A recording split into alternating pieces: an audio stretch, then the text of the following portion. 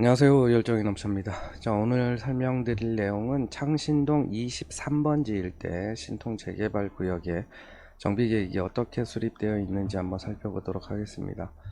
자, 창신동 23번지 일대는 요 지하철 6호선 창신역 왼쪽편에 있고요. 이게 여기 우측편에 이제 숭인동 이제 56번지 이쪽이 같이 재개발 사업이 진행 중입니다. 그리고 인근의 창신 9구역, 10구역이 재개발 사업이 진행 중이고, 그리고 밑에 조감도를 보게 되면 19역, 9구역, 뭐 창신동 23, 숭인동 56 이렇게 되면 이제 4개 구역이 그 아파트 단지로 이제 바뀌게 될 거고, 또 여기 9구역 앞에 이쪽도 지금 신통 재개발 동의서를 진구 중이고 한 60% 정도 동의서를 거뒀다고 합니다. 그래서 이렇게 다 바뀌면 꽤 괜찮은 아파트 단지가 되지 않을까라고 생각이 합니다. 자, 여기가 이제 창신역이고 요 왼쪽 편에 구역이 이렇게 있습니다. 그래서 정비 구역이 이제 아까 여기 창신역이었잖아요. 창신역하고 가까운 데가 이제 획지 2 그리고 획지 1 이런 식으로 계획돼 있고, 그리고 네이버 부동산에 지금 매물이 올라온 게 있는지 봤더니 없습니다. 근데 숭인동 쪽에는 매물이 몇 개 올라와 있고요. 그리고 최근에 아까 구역이 여기란 말이에요. 창신동, 숭인동인데 요 인근에 여기 그 창경궁 롯데캐슬 시그니처가 분양을 했어요. 작년 11월에. 근데 84 기준으로 분양가가 13억 9천이었어요. 근데 경쟁률이 22.6대 1, 꽤 높게 나왔죠.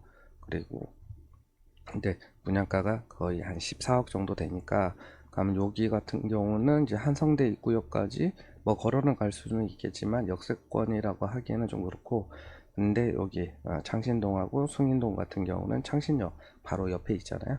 그러니까 오히려 그 입지면에서 보면 창신 숭인이 더 괜찮다라고 보이네요. 그리고 현재는 뭐 하고 있냐면 이제 조합 설립하려고 하는데, 요즘은 뭐가 있냐, 그 추진위 구성을 이제 생략하는 경우들이 있어요. 이게 어떻게 되냐면 토지 등 소유자 과반수가 동의할 경우 추진위 구성을 생략할 수 있다, 뭐 이런 규정이 있기 때문에. 근데 생각해 보면 그 추진위 승인 받을 때 과반수 동의가 필요하단 말이에요. 근데 이미 동의를 했기 때문에 굳이 추진위 구성 절차를 거칠 필요가 없으니까 추진이 생략하고 이제 바로 조합 설립으로 넘어가는 거죠. 그게 이제 1월 23일에 음, 고시 고시가 됐고, 공고가 됐고, 조합 설립 기간은 이제 24년 12월부터 뭐 25년 10월까지 하겠다, 이렇게 이제 표시가 되어 있습니다. 정비구역은 24년 12월 19일에 지정이 됐고요. 토지 이용 계획을 보면 이제 기반시설 기부 체납은 27.1%인데 도로가 11.6%, 공원이 15.5% 정도 된다.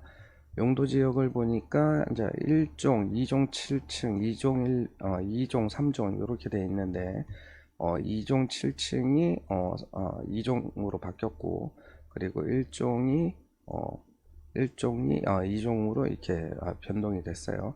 그래서 전체 대부분의 면적이 구역이 2종이다 라고 이제 보이고요. 신축 계획을 보게 되면 일단 최고 층수는 28층, 그리고 용적률은 246.57%.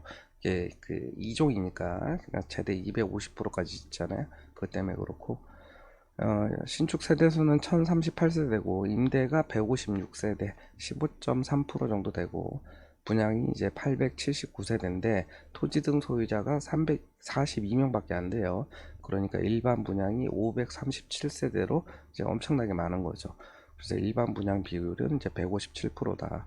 그리고 평형 구성을 보게 되면 이제 3946, 59, 74, 84, 104 이렇게 돼 있는데, 지금 84랑 104 세대 수가 415세대가 되니까 뭐라도 갖고 있으면 일단 전용 84는 무조건 받는다, 이렇게 이제 보이죠. 일반 분양 수입이 많으니까 당연히 조합원 분양가는 상대적으로 낮게 책정이 됐을 가능성이 높죠. 자, 그리고 공공시설 부지 순부담률은 저 구역 면적 대비 7.25%고요. 뭐 기준 용적률은 뭐 205에서 허용 용적률 인센티브는 안 받았고 정비계획 용적률 223.56%.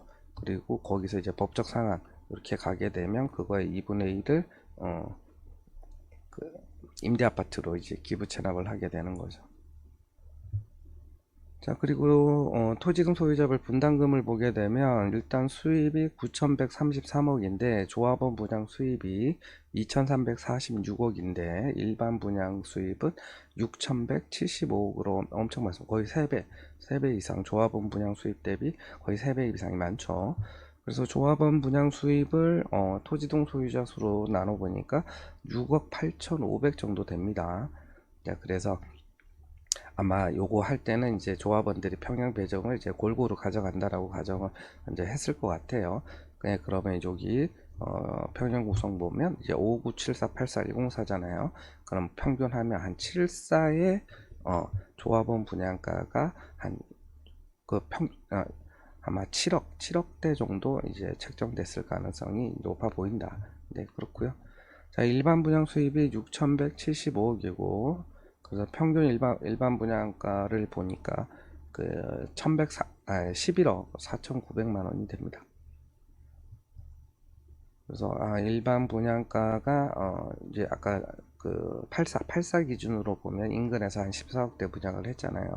근데 그것보다는 좀 낮게 책정돼 있고 그리고 지출을 보게 되면 7,026억이 총 사업비인데 공사비가 4,593억이에요. 이게 65.3%를 차지를 해요. 그럼 그 얘기는 뭐냐? 이 기타 사업비, 재사업 경비라고 하는 게 굉장히 많이 책정돼 있단 말이에요. 그렇게 되면 조합원 이주비 이자 그거에 대해서 결국 이제 사업비에 이제 포함해서 이제 무이자로 무상으로 지원을 할 가능성이 높아 보입니다.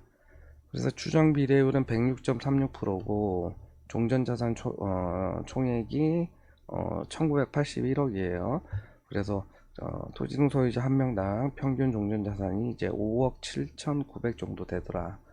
이렇게 보이고 그리고 공사비랑 분양가 변동표를 보게 되면 평당 공사비를 이제 900만 원으로 잡았어요. 그러니까 일반 분양이 굉장히 많으니까 일단 공사비도 굉장히 높게 잡았죠.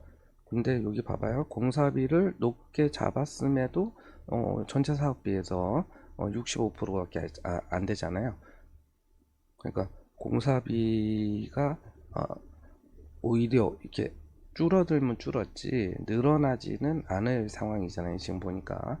그럼 이렇게 되게 되면 그냥 일반 브랜드가 아닌 이제 하이엔드 브랜드를 적용한 아파트를 하이엔드 브랜드를 적용해서 재개발을 할 가능성이 좀 높아 보이고요. 자, 84 기준으로 일반 분양가가 이제 평당 3,350만 원으로 잡았어요. 그러니까 34평 기준으로 분양가는 11억 4천 정도로 책정이 됐다.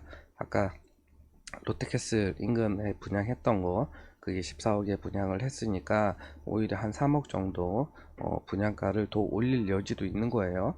그러면 만약 그 분양가가 한 10% 정도 더 올린다. 그러면 공사비는 900이야. 그러면 비례율이 150%까지도 150%대까지도 이제 올라가고 여기 지금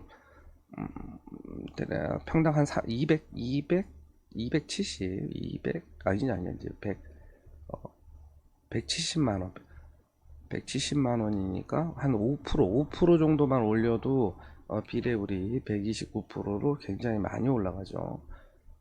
네, 그래서 결국에는 공사비 900 평당 900이면 더 올라가기는 않을 거다. 그러면 일반 분양가는 주변 시세보다 낮게 지금 책정되어 있기 때문에 올라갈 여지가 있죠. 그럼 비례율은 거의 여기 때 될 거 가능성이 높다. 근데 이렇게 이제 정비계획 수립할 때 계략적으로 이렇게 했지만 실제 관리처분 계획을 가게 되면 비례율이 이제 높으면은 이제 법인세를 내야 된단 말이에요. 그러면 가급적 비례율은 거의 100에 인접하게 책정을 해야 되기 때문에 아마도 조합원 분양가를 좀 더 낮추거나 아니면 간평가를 전체적으로 올려가지고 비대율을 100원짜리로 조정할 가능성이 훨씬 더 가능성이 이제 높다고 이제 보입니다. 자, 그래서 좀 정리를 해보면 지금 34평 기준으로 이제 일반 분양가 84 일반 분양가가 11억 4천이었기 때문에, 그러면 조합원 분양가는 보통 일반적으로 요거보다 10에서 한 20% 정도 낮게 책정하는 게 일반적이다. 근데 여기 일반 분양이 되게 많잖아요. 그래서 10%보다는 아마 20% 정도 낮게 책정을 했을 가능성이 높다. 그래서 아마 전용 84 조합원 분양가는 거의 이제 9억 초반 정도 되지 않을까라는 생각을 하고,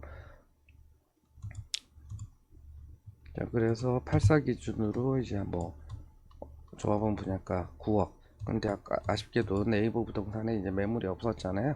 근데 이제 지금은 이제 모르고, 그래 주변에 신축 아파트 인근에 분양한 거 한 14억에도 이제 분양을 했으니까 결국 프리미엄을 내가 한 1억에서 한 2억 정도 주고 산다. 그러면 10억에서 한 11억 정도에 사는 거기 때문에 안전마진은 여기 프리미엄을 한 1, 2억 정도 주고 산다고 생각을 하면 안전마진은 한 3억에서 4억 정도 있다. 이렇게 이제 보시면 될 것 같습니다. 감사합니다.